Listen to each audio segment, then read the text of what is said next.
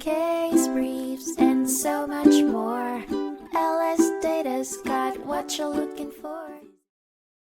In 2003, the United States Court of Appeals for the 11th Circuit heard the case Glassroth v. Moore. The case centered on the constitutionality of a Ten Commandments monument that was installed by Alabama Chief Justice in the Judicial Building without approval or government funding. The Chief Justice's intent was to remind citizens of the sovereignty of the Judeo-Christian God over the state and church. 3 attorneys who did not share the Chief Justice's religious beliefs brought 2 lawsuits to have the monument removed, arguing that it violated the Establishment Clause of the First Amendment, which prohibits the government from promoting religion. The district court agreed with the plaintiffs, ordering the removal of the monument. The Chief Justice appealed the decision but lost. The outcome was based on the principle that a practice must have a proper secular purpose, not promote or inhibit religion, and not entangle the government in religious practices to be constitutional under the Establishment Clause. The court ruled that the monument created an impression of being in the presence of something holy and invited prayer,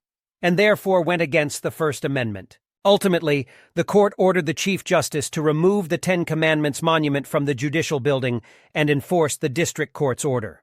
Compliance with judicial orders was deemed necessary to ensure the rule of law prevailed.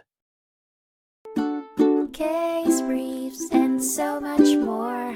LSData's got what you're looking for. Visit lsd.law, elevate your mind. Leave the stress of class.